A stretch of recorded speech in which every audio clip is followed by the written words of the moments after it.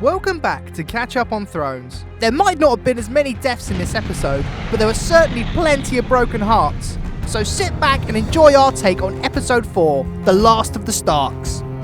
At Winterfell, Jon Snow pays his respects to the dead as he leads a mass cremation for the fallen heroes. I honestly don't know how they're standing around that. It must stink.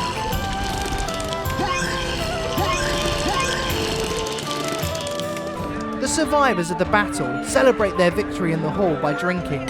Drinking, and more drinking ensues. Hold on a minute. Is that Dany drinking a coffee? Maybe that's why last episode was so dark.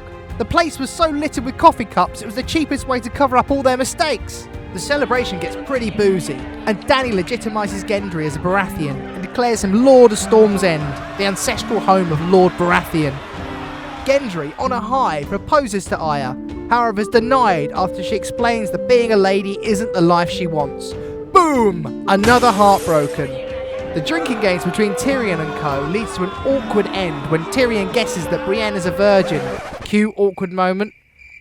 A drunken Brienne leaves the game. We find out that even wildling hearts can be smashed to pieces as Tormund sees Jaime leading Brienne off to a room to get busy. Maybe Tormund should work on his game, since his constant staring technique didn't quite do the trick. Whilst Brienne and Jaime are getting busy, Dany is uncomfortable with all the praise the wildlings are giving to Jon, and begs him not to tell anyone about his parentage, but insists he must tell Arya and Sansa. In the battle room, plans are made, and Dany decides to take King's Landing immediately. Jon will lead the army on foot, and Dany will sail to Dragonstone with her fleet.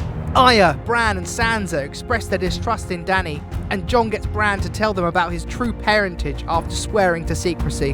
Bronn sneaks up on Tyrion and Jaime with a crossbow, looking to strike a deal with the two.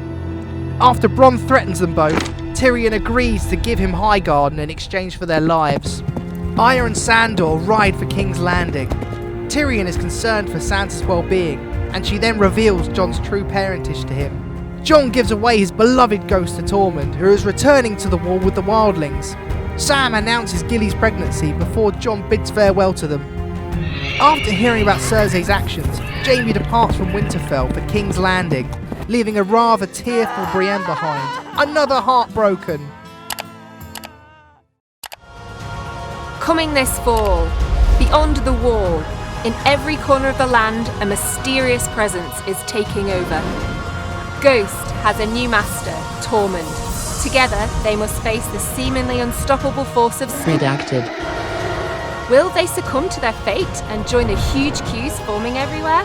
Or will they rise up and resist the sweet, caffeinated temptations that has everyone else so hooked? Find out in the season premiere of Ghost and Tormund, coming soon. At Dragonstone, Dany flies through the air with her army below. Euron's fleet ambushes them, shooting huge spears, killing Rhaegal. To be honest, I'm surprised it wasn't Ghost doing the shooting after Jon left him for Dany without even saying goodbye. They capture poor Missandei and take her back to King's Landing. Euron reports of his success to Cersei, who is pregnant with his child. Dany and her army arrive at King's Landing. Cersei and Dany both demand each other's surrender, with Cersei threatening to kill Missandei. Tyrion steps forward to try and appease Cersei. She raises her hand to signal to kill him, but decides against it. Gregor decapitates Missandei at Cersei's command. Grey Worm watches in horror as she falls to the ground.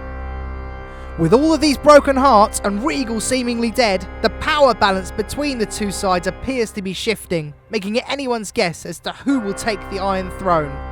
Well, there's a lot to wrap up and only 2 episodes to do with him. Catch us next week for episode 5 of Catch Up on Thrones.